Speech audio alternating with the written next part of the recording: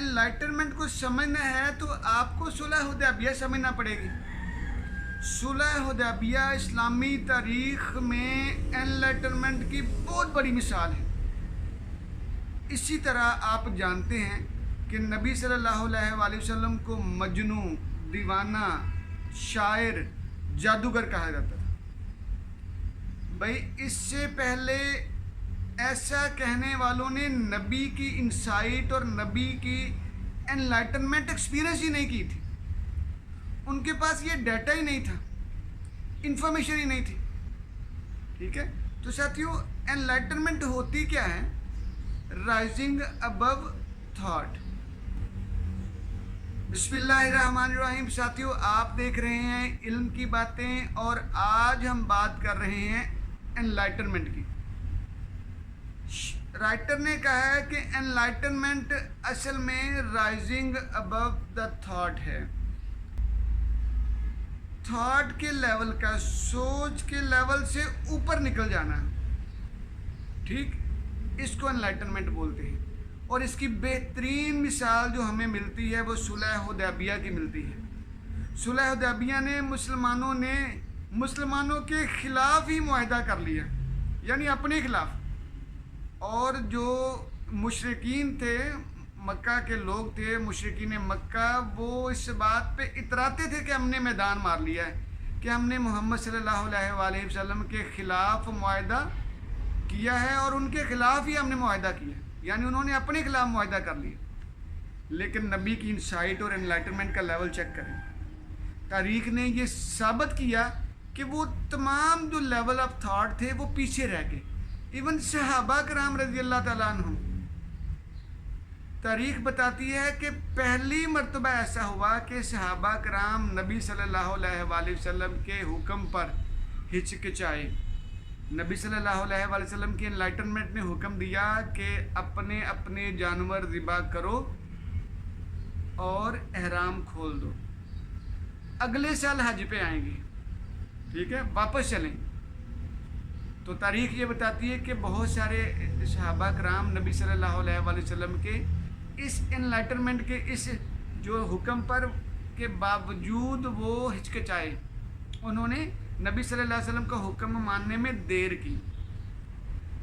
अब आ जाते हैं बात मजनू वाली। नबी सल्लल्लाहु अलैहि वसल्लम को मजनू कहा गया, दीवाना कहा गया, शायर और जादूगर कहा गया। तो दोस्तों ऐसा कहने वालों ने नबी सल्लल्लाहु अलैहि वसल्लम की इंसाइट को कभी चेक किया ही नहीं था। भाई उनके सामने पहले को नबी आया होता, उन्होंने उसको देखा होता तो उनके पास तजुर्बा होता, ठीक है। उनके पास ये तजुर्बा नहीं था। उनके पास तो नबी सल्लल्लाहु अलैहि वसल्लम को देखने के लिए ईगोइक माइंड था। वो खुद सरदारान थे, खुद अमीर कबीर थे। अब उनकी ईगो उनकी ये अब हर्ट हो रही थी। अब ईगोइक माइंड उनको नबी सल्लल्लाहु अलैहि वसल्लम की एनलाइटनमेंट दिखाई नहीं रहा था, ठीक है।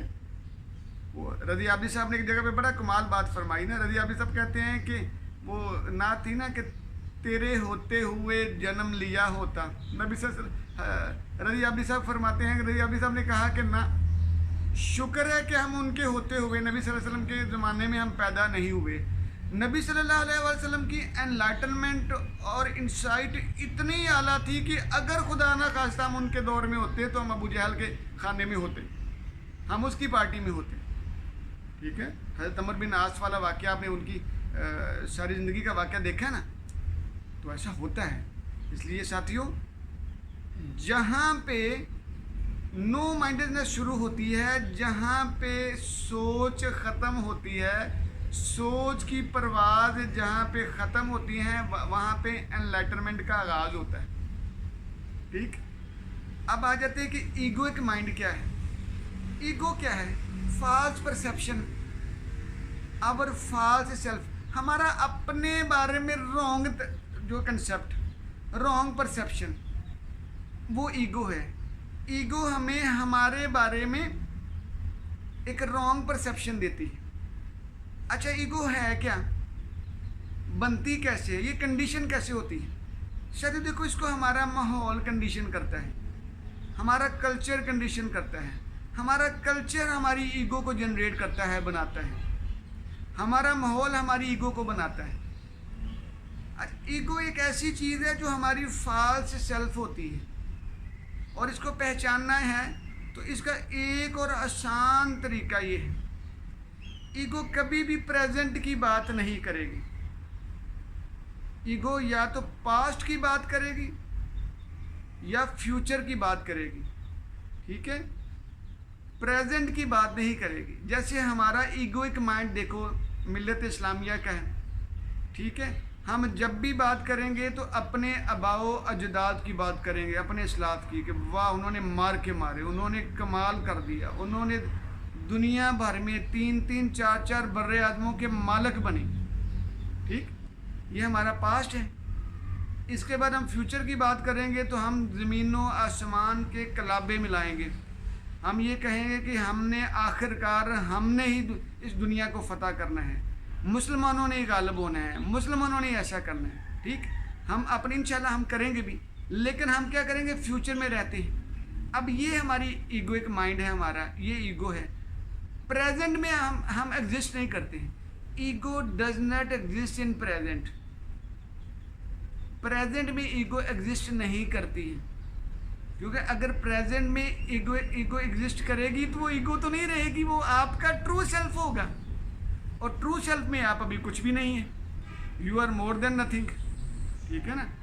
तो सबसे ज़रूरी बात ये आ गई, देखो ईगो हमें ये सिखाती है कि अगर फ़लाँ बंदा ऐसे से ऐसे हो जाए और वहाँ से ऐसे हो जाए तो बहुत मज़ा आए।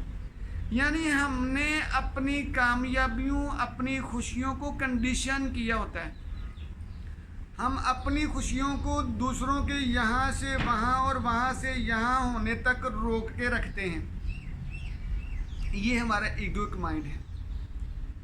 साथियों, ईगो को समझना बड़ा आसान है, इसका एक ही काम है, इसको मैं बोलता हूँ OTR, या राइटर ने बोला है वॉचिंग द थिंकर।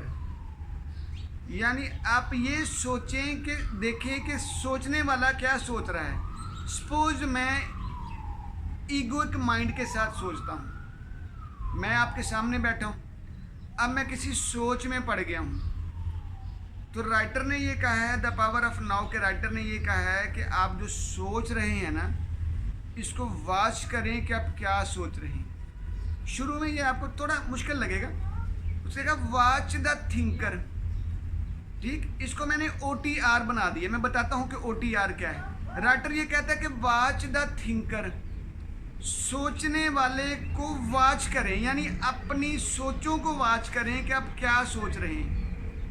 देखिए आप हैरान हो जाएंगे कि आप इस कदर नेगेटिव भी सोचते हैं, है ना। देखो इससे पहले हमने एक बात की थी कि हमारा माइंड हमें इस्तेमाल करता है, ठीक, हमें लगता है कि हम अपने माइंड को इस्तेमाल करते हैं और तरक्कियां कर रहे हैं, हम किसी जगह पे पहुंच रहे हैं, एफर्ट कर रहे हैं और उस एफर्ट का रिजल्ट हमें मिल रहा है। लेकिन राइटर ये कहता है कि नहीं, मेजॉरिटी में हमारा माइंड हमें यूज़ करता है।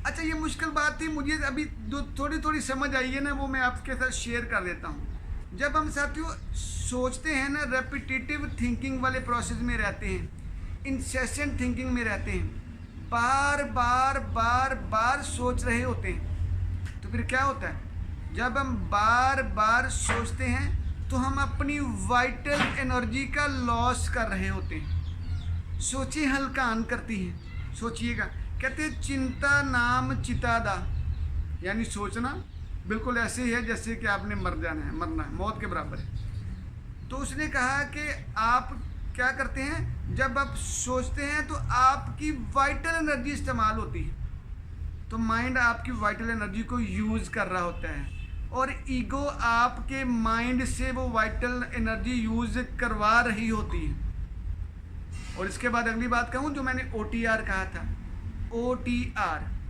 ऑब्जर्व द थिंकिंग रिकॉर्ड, ठीक है, ऑब्जर्व द थिंकर रिकॉर्ड। साथ ही छोटा सा चार्ट बनाएं अभी, ठीक, एक 3-4 कॉलम बनाएं, उसमें डेट लिखें, उसमें डिटेल लिखें, और आगे आप क्या सोच रहे थे?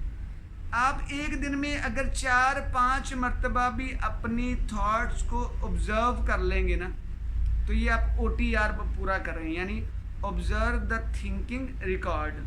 आप ये रिकॉर्ड बना रहे हैं। मैं दावे से कहता हूँ कि आप इसको 5 से 7 दिन 4-4 5-5 मरतबा नोट कर लें आप, यार मैं इतना नेगेटिव सोचता हूँ, ये नेगेटिव ये सोच आ रही है, ये आ रही है। आप इजीली इस एडिक्शन से बाहर आना शुरू हो जाएंगे, क्योंकि अब आप अपनी इगोइक माइंड जो चोर है, आपकी वाइटल एनर्जी जो है चोरी कर देता है, अब आप उसको देखना शुरू हो गए हैं। आप उस थिंकर को, उस चोर को जो आपकी वाइटल एनर्जी चोरी करता है, यूज़ करता है, आप उसको देखना शुरू हो गए हैं, क्योंकि आप OTR पे अमल कर रहे हैं। ठीक, तो वाचिंग द थिंकर आज का सबसे बड़ा लेसन यही था। शायद द पावर ऑफ नाउ का पूरा एनालिसिस ही ये है, पूरा थीसिस ही ये है कि वाचिंग द थिंकर।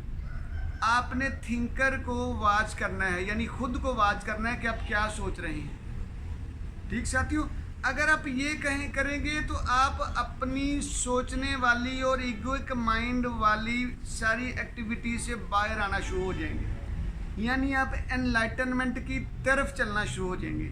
जब आप एनलाइटनमेंट की तरफ चलना शुरू हो जाएंगे, तब आप निखरना शुरू हो जाएंगे, तब आपकी ज़िंदगी में निखार आना शुरू हो जाएगा, तब आप एनलाइटेंड होना शुरू हो जाएंगे। यही हमारा मतम नज़र है साथियों। आप देख रहे थे इल्म की बातें। हमारी आपसे दरख्वास्त है कि इन इल्म की बातों को अमल की बातें बनाइएगा, और फिर इसका असर देखिएगा। फिर देखिएगा कि ये ज़िंदगी आपको कितनी आसान और पुरसकून लगती है। जी जज़ाकल्लाह जी।